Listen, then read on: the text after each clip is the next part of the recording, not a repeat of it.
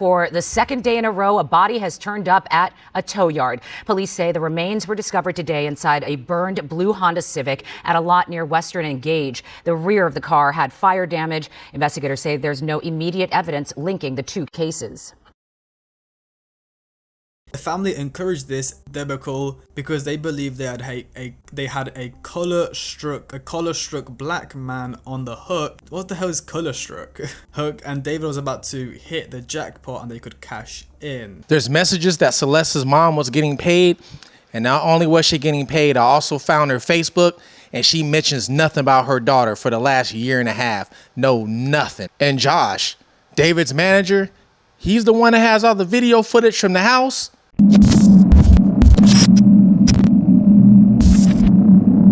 What's up? This is Fugitive TV and I am your host, Ray Marcel. And today we're going to take a look at the case going on with David, all right? And we're going to look at it from a fugitive's perspective. Why? Because I was once a fugitive on a run. Now, I have been covering this fake case. So if you guys haven't seen my other couple videos I made on this, go check it out because I've been releasing some evidence and some things that some other people have not talked about. But today what we're going to talk about first is the second body that was found in that Honda Civic. Now, if you don't know, there was a second body that was found in a Honda Civic Tuesday inside a Honda Civic at a different tow yard.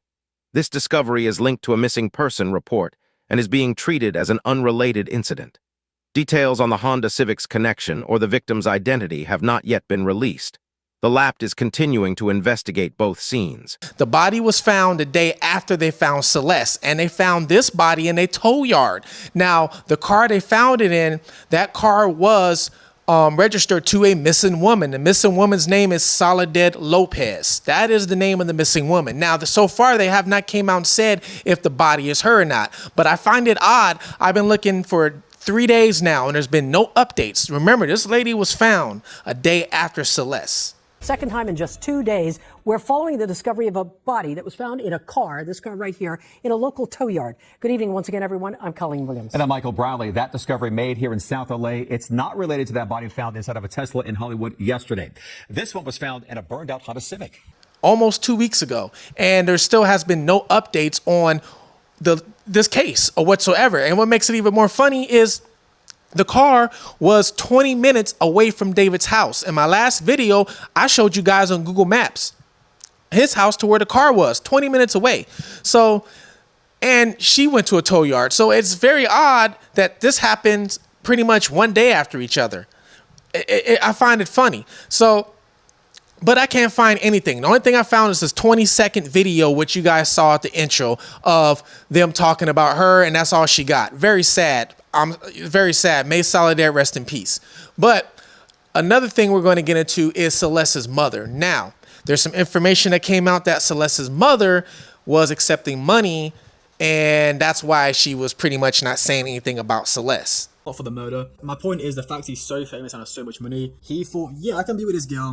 Who cares? I'm David. No one's going to say anything to me. This is my theory. This isn't the first time doing something like this. His family and friends knew of the relationship and knew exactly the ages of everyone involved. That's the thing. David spoke publicly that he's in a relationship, so surely people asked him like who his girlfriend is, how's his girlfriend, like is she okay? Or maybe he kept it on the low and didn't tell anyone apart from his close circle in LA. So this is the family, which is Celeste family. The family encouraged this debacle because they believed they had a collar struck black man on the hook. What the hell is collar struck?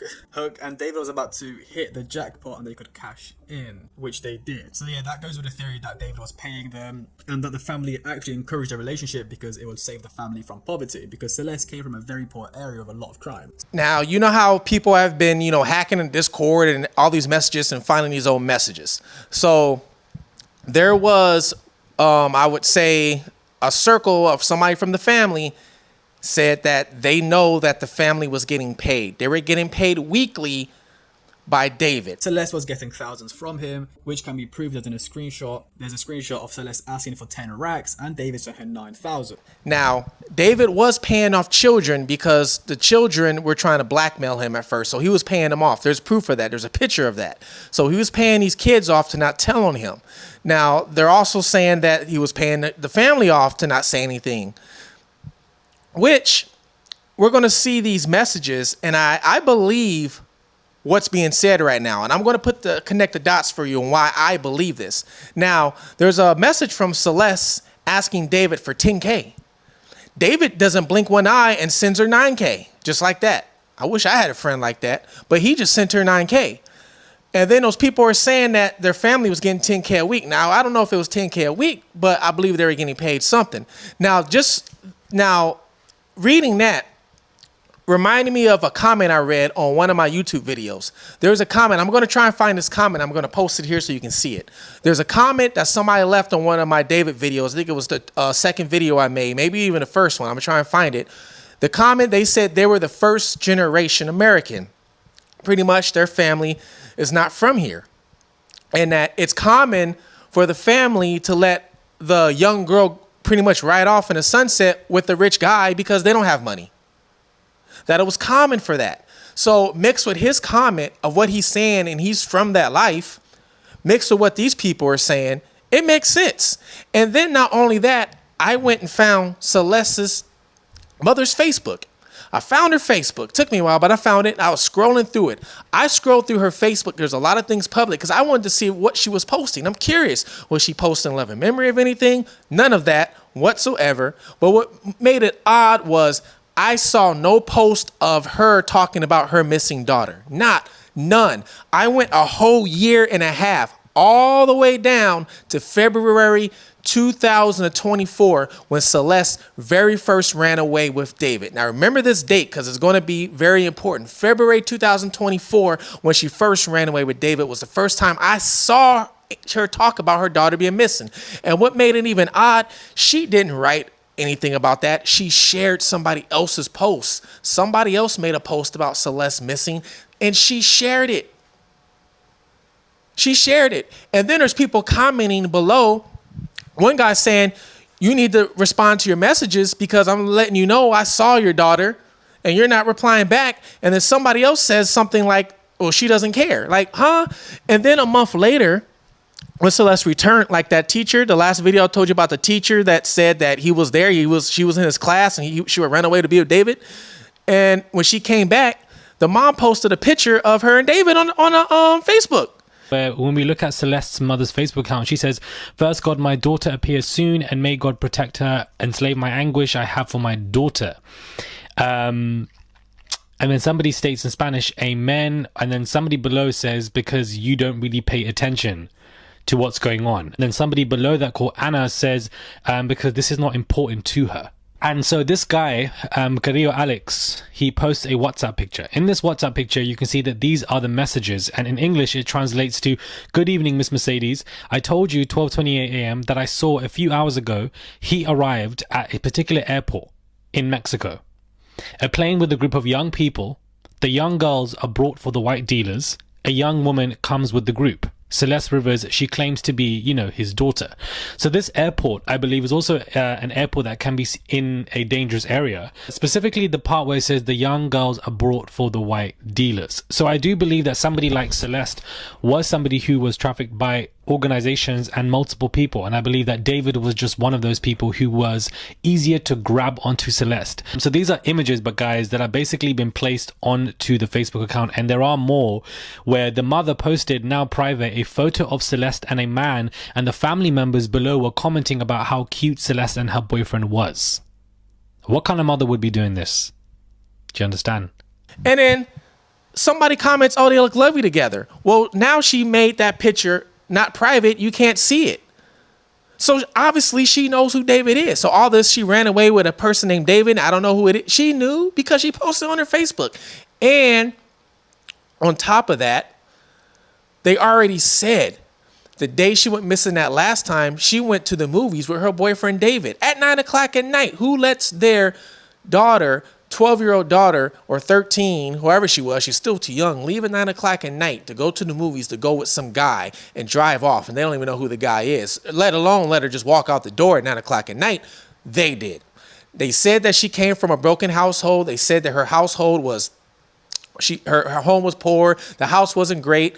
And now, just because they're poor doesn't mean they're great. But they said she kept running away because just, I guess, the family dynamics wasn't great. I looked at Google on the house on Google. Yes, if you go back 2 or 3 years, the road wasn't even paved. There was a dirt road they were living on. So the neighborhood looked like it wasn't kept. So I believe that.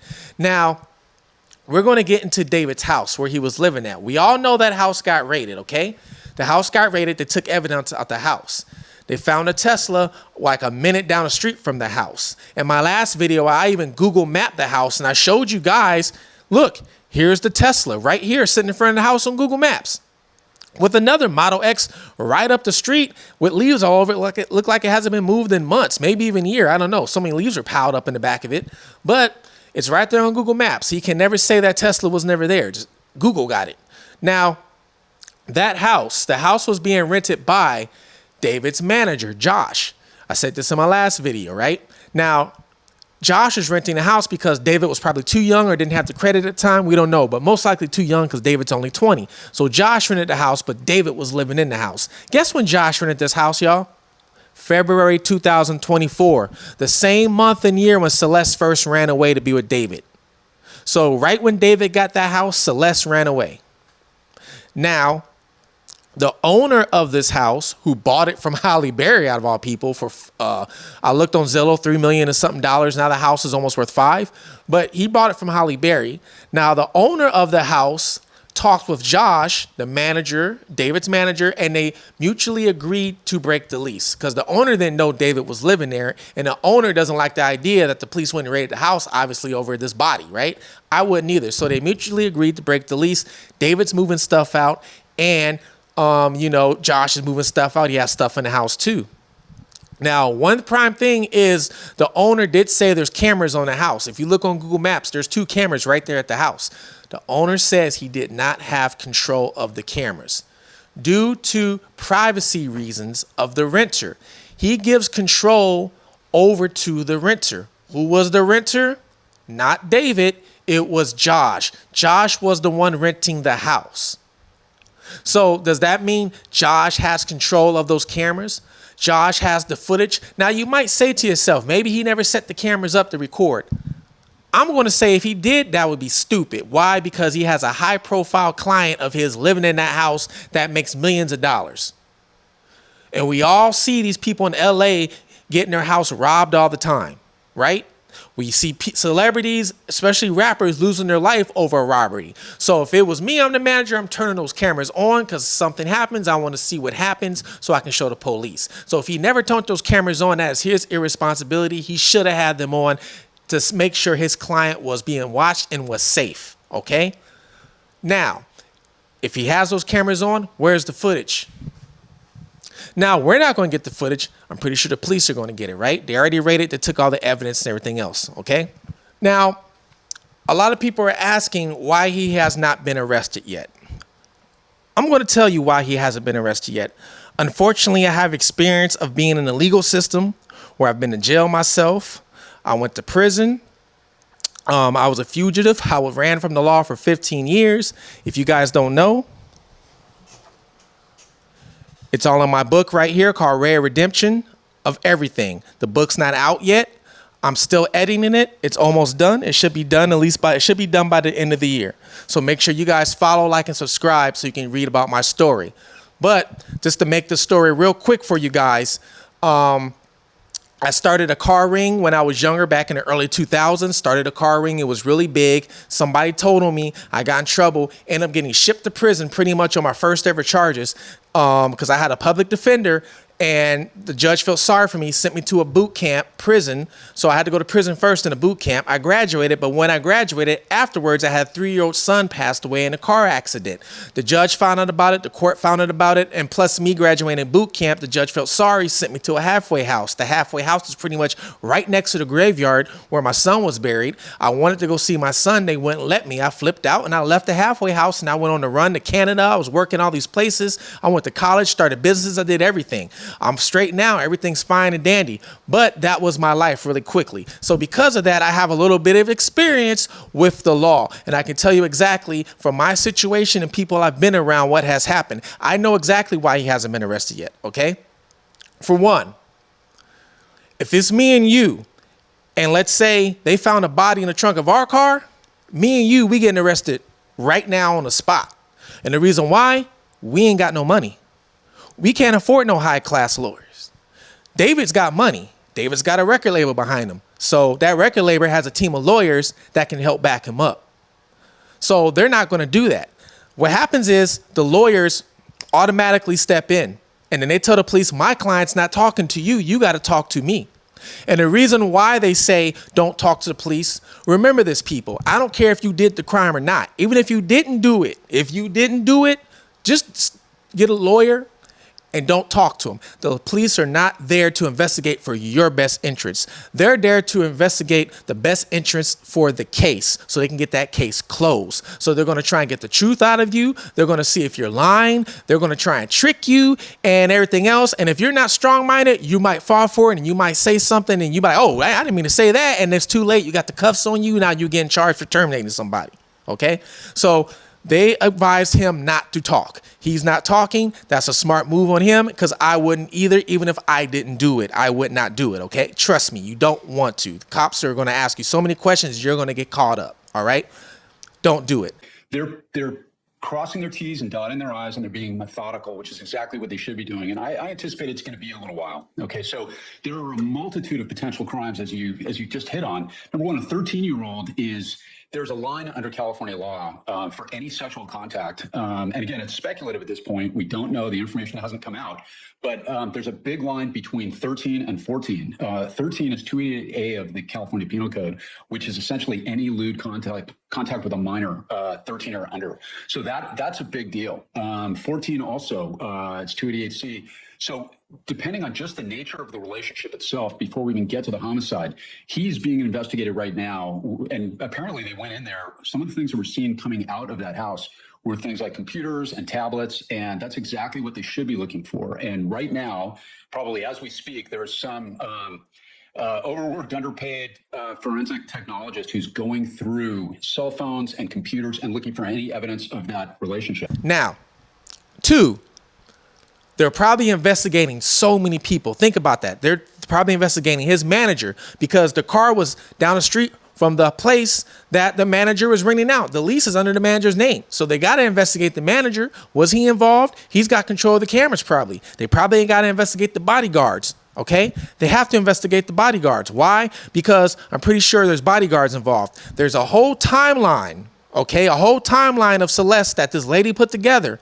Mid-August, August 15th through the 17th, friends lose contact with Celeste. And that's very important because you remember the text conversation that her brother Matthew had stating that when he found out she was unalived, he said that she had been deceased for 2 weeks, meaning they had not spoken for 2 weeks. August 8th through the 9th, David performs Dallas and Austin, Texas, which is the first leg of his tour. Celeste accompanies him, Tesla with them from Texas. Car had Texas plates. Neighbors said they hadn't seen that car for a while. Then we have August 10th, which is a stop at La Mesa Motel on drive home. Then he records the creepy video we see on IG and he posted on August 13th. Back on August 11th, David arrives back in the Hollywood Hills and the Tesla is left behind. Celeste is still with David. We have on August the 12th, David flies with Celeste to Florida and the Tesla remains parked in the Hollywood Hills 23 days before being impounded, and it matches neighbors' report of the car being there for about 3 weeks. August 23rd through the 24th is the last time Celeste was confirmed alive. She had VIP in Silver Springs, Maryland at David's show, and video evidence confirms that Celeste was still alive at the show with David.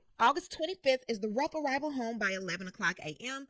and the flight from Silver Springs, Maryland to Hollywood, California, roughly 5 to 6 hours. Celeste accompanies him back to Hollywood. Probable unaliving occurs shortly thereafter. August 26th, David left by at least 11 o'clock a.m. and he flies from Hollywood Hills to Cleveland, Ohio, which is about 4.5 hours for a show starting at 8 o'clock p.m. And in this timeline, she puts together this time Celeste of everything. And even at the end of August, you see Celeste at a concert with David. Celeste is literally at a concert with David backstage, looking on him at the end of August. And this might be the last footage that we see of her alive. So, and they're out of town, they're out of state. So it means she flew with him. And sometimes these artists, especially R&B artists, they're going to have some security. So they're probably interviewing security too. Now, David did come back September 1st and made another video that's out there. But Celeste wasn't there. So was Celeste already gone? We don't know. So what happened to her then? But they're interviewing all these people. And if that house is a party house, like some people are saying, they're probably trying to contact everybody who was going in and out this house. Okay? Do you know Celeste? When's the last time you seen her? When did you see her? When's the first time you saw her come over? Because what they have to do is they have to put a story together. Because if this goes to trial, they have to have a story. They have to have a story from beginning to end. The story of saying David met her on Fortnite, then started talking to her on Discord. She used to run away with David. They went and lived with each other. It has to be a whole story, okay? And it can't be no hearsay evidence. Right now, everything we're saying is hearsay. There is no actual proof that David did something to her, as in he terminated her. Now, yes, somebody did dispose of her and put her in the front, but that's not a terminated charge. That's not an M charge. That's a totally different charge. For example, let's say Celeste just OD'd on drugs. That means nobody terminated her. If she just OD'd, now if somebody gave her, let's say, an ecstasy pill or whatever, now that could be a M slaughter charge, but not, you know, the first degree M charge, just manslaughter. Totally two different charges. One's life, one could be death, one's 7 years, 10 years. Totally different. So you got to make sure you get these right. We don't have a cause of death yet. And I've had cases where we thought somebody was murdered and it turned out later it was an OD. We had one once where the person committed suicide, it turned out. So we don't know yet. Now, she was dismembered, certainly didn't do that to herself, but we don't know from the coroner's office yet exactly if they have a cause of death, what it was. We don't know. And I'm going to suspect a dismembered, heavily decomposed body like that, it's going to be tough to tell. Now, let's say she OD'd and maybe David just threw her in the front or somebody threw her in the front. Totally different charge. Okay? So you have to remember this. So they have to see exactly if she was terminated or if she died on her own and they moved her to where she's at. And one of the hard things is because of the how she was found so badly decomposed, it's hard to see certain evidence. The only thing they really have to go off is her bones. Was she strangled to death? Because if she was, sometimes there would be a bone like in your vertebrae that would crack, and they can tell by that. Was she hit in the head? The skull would be fractured. Now, half her limbs supposedly weren't there either. So it's hard. Now, the autopsy was done, and supposedly they're saying the body can pick her up, or the family can pick up the body, but they're not releasing it to us, all the evidence. Then they have to go through all of the thousands of messages this man probably has on his phone, the manager probably has on his phone, because I'm pretty sure they're going through the manager stuff because there was a warrant on the house and the manager was the name on the house. So I'm pretty sure they're going through all the laptops, all the Snapchats, Instagrams, Facebooks, the Discords, the Fortnites, you name it, they're going through it most likely, okay? And speaking of Fortnite, they say David's still in Fortnite playing as we speak. But hey, and all those girls that came forward saying that, hey, David was talking to me. So if those girls came forward saying, hey, David's talking to me, I'm pretty sure police are knowing this and they want to talk to them too. They have to put the story together. And not only an M charge, terminated charge, unaliving charge, they have to see what type of PDF file they can put on this man, if there is none. Even though we're seeing these pictures with them together, does not mean that he was doing anything, let's say fondling her or anything like that, right? We haven't seen a picture of that. So that's a totally different charge than hiding a minor in your house, even though she's a runaway. Two different charges. So they have to make sure to get these charges right. They got to put the story together. Okay? Let's not forget, we all know the Diddy case. Do you remember Diddy's house got robbed? Do you remember how long it took for him to get arrested after he got, raided? After the house got raided, I think it took him 2 to 3 months for them to arrest Diddy. And the only reason I think why they even arrest him at that time was because he was trying to leave the country or fly somewhere in a private jet or something like that. But these things can take time. Let's not forget, an M charge never goes away. It's for life. There's no statute of limitations on that. So they can wait 2 years if they want, then you arrest them. Now, I'm not saying they're going to do that. Hopefully they don't. Hopefully they arrest the person responsible right away.